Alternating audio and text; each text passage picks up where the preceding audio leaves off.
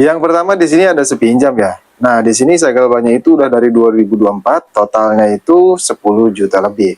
Dan untuk yang kedua, nah, di sini kita masuk ke aplikasi Rupiah Cepat.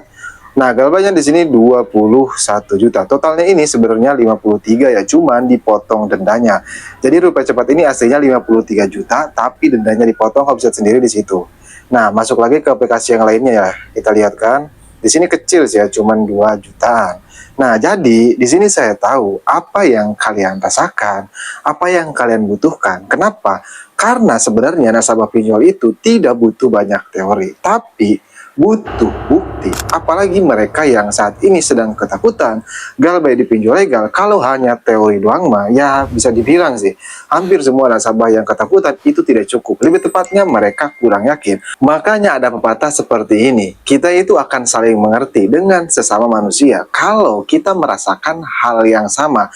Nah, makanya di video kali ini saya akan share apa yang saya alami dan bagaimana cara mengatasinya. Tentunya di sini saya jamin setelah kamu simak video ini, saya beri jamin kamu bakal merasa jauh lebih baik lagi, tidak takut lagi, tidak cemas, tidak panik, bahkan kamu akan merasa biasa aja meskipun kamu gabay puluhan juta.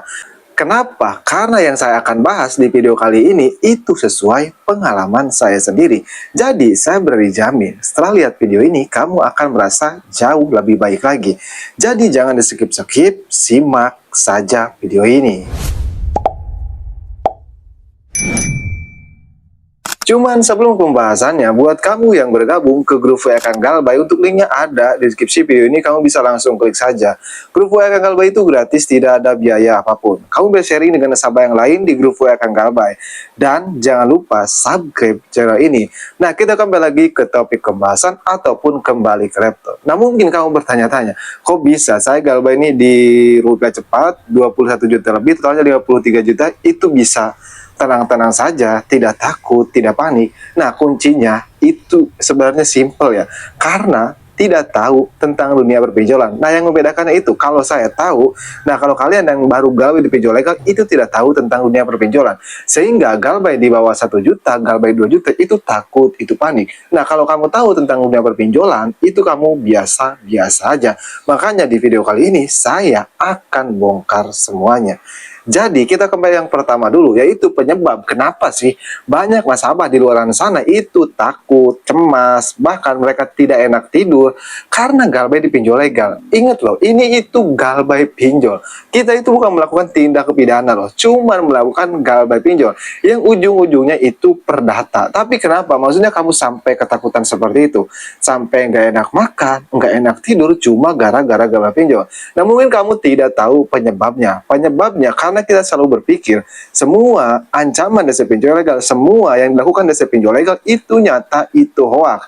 Sehingga DC pinjol legal bilang seperti ini, kita takut. DC pinjol legal bilang seperti itu, kita takut. Nah, kebanyakan nasabah seperti itu. Lebih tepatnya, membesarkan masalah kecil dibesar-besarkan. Padahal itu cuma hal kecil dan belum tentu benar. Kenapa hal itu bisa terjadi? Karena di sini nih akar masalahnya. Kamu selalu baca pesan dari DC pinjol legal. Kenapa? Karena hampir semua nasabah nih di luaran sana, mereka yang cemas, mereka yang takut, itu karena baca pesan dari DC pinjol. DC pinjaman online itu tidak sembarangan loh ngirim pesan kepada kita. Mereka merangkai kata-kata dulu seperti kata-kata ancaman dan lain-lain. Jadi supaya kamu tidak takut, supaya kamu tidak panik, hindari baca pesan dari DC pinjol legal. Karena akar yang membuat kamu takut, akar yang membuat kamu panik itu dari baca pesan dari DC pinjol. Nah, itu untuk hal yang pertama yang harus kamu ketahui. Kenapa banyak nasabah di luar sana itu takut, itu panik. Dan untuk yang kedua, yang bikin takut ketika kita galbay di pinjol legal itu ada dua loh.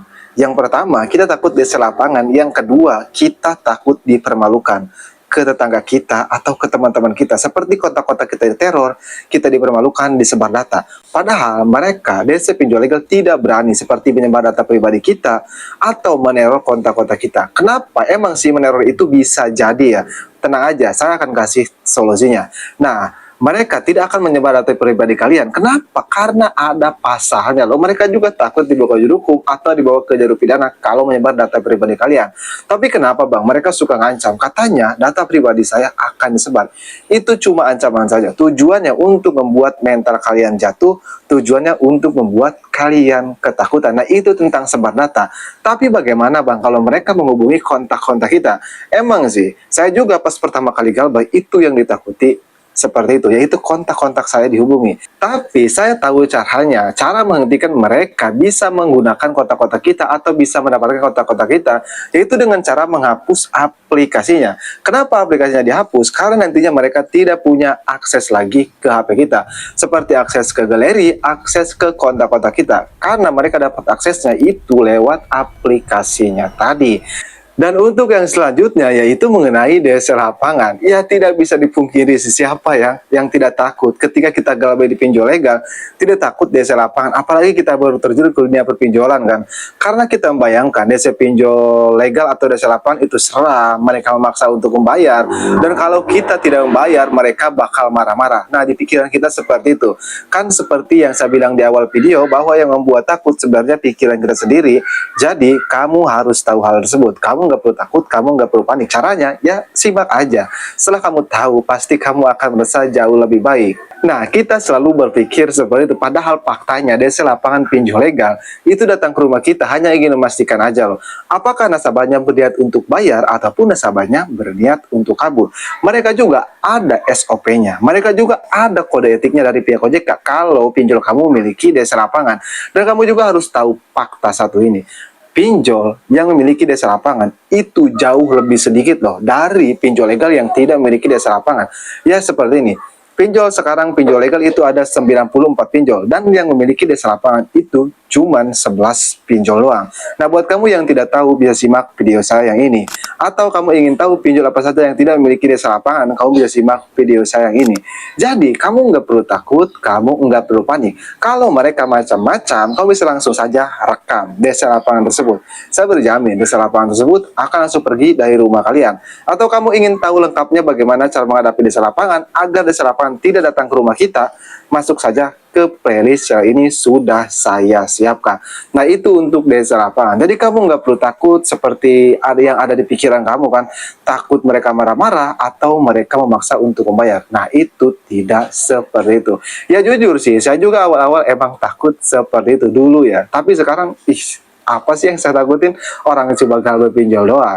Nah, dan untuk yang selanjutnya yang bikin kita ketakutan, yang bikin kita panik saat galbay di pinjol legal, yaitu kita berpikir kalau galbay di pinjol legal itu kita merasanya cuman kita doang loh yang parah. Maksudnya kita ini galbaynya sudah parah dari yang lain. Padahal faktanya di luar sana itu banyak yang galbaynya lebih dari 100 juta, bahkan puluhan juta.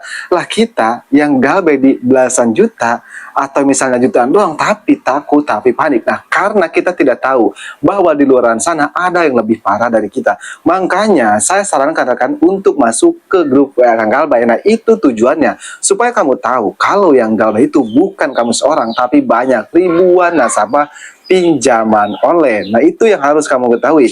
Dan untuk yang selanjutnya yaitu mengenai kita takut dibawa ke jalur hukum. Ini tidak bisa dipungkiri loh. Kenapa? Karena apalagi kalau kita yang galbay lebih dari puluhan juta atau belasan juta, pasti kita takut kan dibawa ke jalur hukum. Padahal resiko terberat galbay di pinjol legal itu perdata loh. Perdata. Nah, perdata ini tidak bisa dibawa ke pidana. Jadi perdata ini nama kamu masuk SLEK OJK. Habis itu kamu tidak bisa lagi minjam di pinjol-pinjol legal lainnya karena nama kamu sudah masuk SLEK OJK, BI checking ataupun sudah di blacklist. Beda sama pidana. Nah, kalau pidana kamu seperti mencuri dan lain-lain. Nah, ini galbay pinjol perdata. Jadi tidak mungkin bisa dibawa ke jalur hukum. Tapi faktanya kan banyak di luar sana nasabah yang selalu takut, yang selalu panik ketika mereka galbaynya itu belasan juta atau puluhan juta, takut diproses ke jalur hukum. Jadi kamu nggak perlu takut, kamu nggak perlu panik. Mau sebesar apapun utang kamu, yang namanya utang piutang, kamu tidak akan bisa dipidanakan.